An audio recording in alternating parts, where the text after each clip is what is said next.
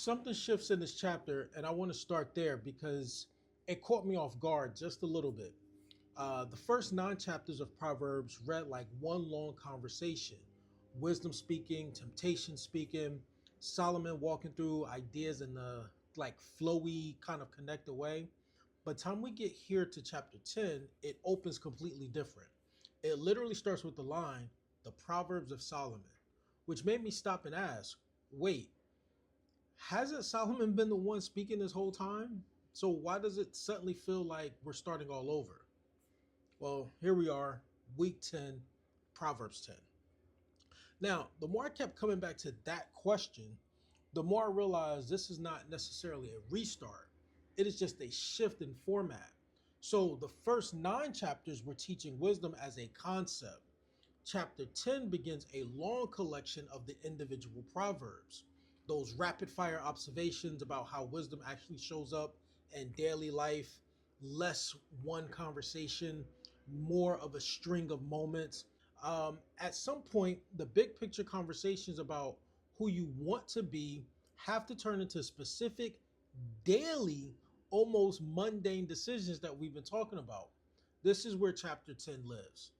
Two themes kept showing up over and over as I read through it: diligence versus laziness, and speech also kept showing up. So I want to walk through both of those separately because I do not think they need to be forced together. They are just two different ways this chapter shows wisdom playing out in real life. So let's start with diligence. So verses 4 and 5 say, um, lazy hands make for poverty, but diligent hands bring wealth. And the one who gathers crops in summer is a prudent son. At first, that sounds like it's only talking about money. But the further I push through, the more I think it is about preparation, consistency, moving while opportunity exists instead of waiting for the perfect moment to act. Because some people wait, they procrastinate, they overthink a decision until that window closes on its own. And other people just prepare.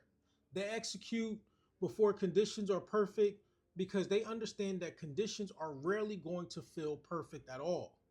So now we go into verse 22, which says, the blessing of the Lord brings wealth without painful toil for it. And I'll be honest, that one gave me pause because people still work hard. That is not in question. So, what is this verse actually saying? The more I actually dug into it, the less I think it's about effortless wealth, and the more I think it's about sustainable blessing, healthy provision instead of the unnecessary hardship people create for themselves by ignoring wisdom along the way. Now, I'm still chewing on that one if I'm being fully honest with you. Then verse 24 says, what the wicked dread will overtake them. And this is where it got interesting for me, more so psychologically, because I do not think this is magic or a manifestation. I think it is something simpler and more honest than that.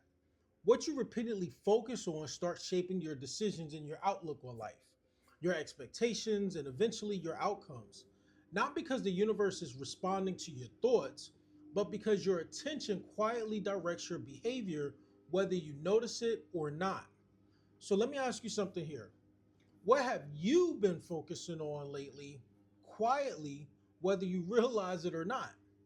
And has that focus been moving you towards something or away from something you actually want?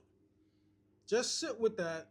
You don't gotta talk about that out loud, but just think about that for a second.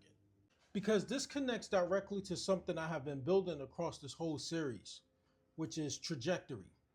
Where your patterns are actually taking you if you keep moving the way you're moving right now. Chapter 8 was about wisdom being available before you even build anything. Chapter 9 was about discerning which voices are actually leading you somewhere good.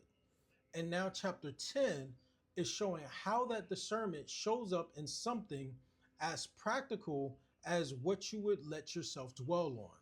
Now, verse 26 compares a sluggard, someone unreliable, to vinegar on the teeth and smoke in the eyes, which is such a specific, almost physical discomfort to compare someone to. And I think that is the point here. Unreliability is not a small thing, it actually irritates the people who depend on you. Dependability is not just a nice trait, it is something that either builds trust over time or quietly erodes it. And verse 28 brings hope and expectation into the picture, which ties back into that same trajectory idea where you are headed is shaped by what you are doing today, even in those small, unremarkable moments nobody else is watching. Now let's talk about speech because this chapter spends a lot of time here also. So verse 8 says, "The wise in heart accept commands, but a chattering fool comes to ruin." And this connects to something I keep coming back to throughout this whole series. Wisdom stays teachable. The moment someone becomes too confident to be corrected, they have already started drifting away from wisdom without even realizing it. Now, verse 9 says, "Whoever walks in integrity walks securely." And I do not think integrity here means perfection, right? I think it means consistency, being the same person privately that you present publicly, nothing in between. So here's a question worth sitting with. If someone followed you around for a full week, watching how you actually speak and behave when no one else was watching, would that match the version of you that shows up publicly? That is not a guilt question. It is just worth being honest about. Now, verse 11 says, "The mouth of the righteous is a fountain of life," which made me think about how words do not just communicate something, they actually create an environment. The way you speak to people, the way you speak about people, shapes the emotional space everyone around you is standing in. Now, verse 12 does say, "Hatred stirs up conflict, but love covers all wrongs."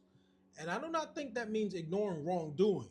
Not at all. I think it means understanding that ego escalates situations while wisdom de escalates them.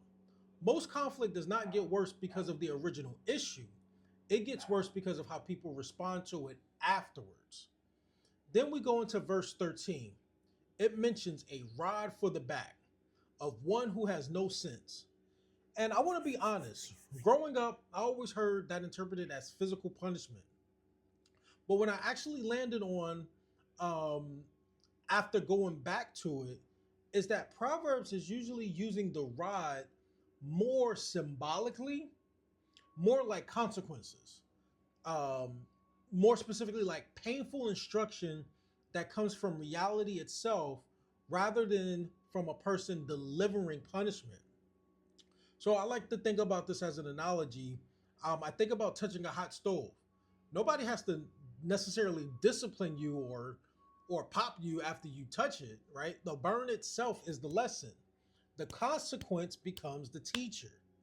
And I think that this is closer to what this verse is actually pointing at, right? And then verse 17 actually reinforces this same idea. Whoever he's disciplined shows the way to life, which again comes back to teachability. It just keeps showing up throughout this whole book. Now, verse 32 closes this theme by talking about knowing what to say, when to say it, and how to say it, which is really just emotional intelligence applied to speech. The sermon is not only about which voices you listen to, it is also about how you choose to speak into other people's lives. So here's one more question before we wrap this up. Think about the last real disagreement or tense conversation that you had. Did your words function more like that fountain of life from verse 11? Or did they stir up more conflict the way verse 12 describes? No need to answer that again out loud. Just sit back and notice it and think about that. So, if I had to summarize chapter 10, it is really showing how wisdom stops being abstract and starts becoming more practical. Diligence and speech are just two examples of how that plays out daily. Small, almost unremarkable decisions, whether you prepare or procrastinate, whether your words build trust or tears it down. slowly compounding into the direction your whole life is actually headed. Now, I'm going to do something different. This week, I'm also going to put together a separate video specifically on how to actually use AI to apply what we just covered in chapter 10 to your own life. That one drops separately sometime this week, so keep an eye out for it. So, with that, that's week 10, Proverbs 10. You already know, I'm out. Peace.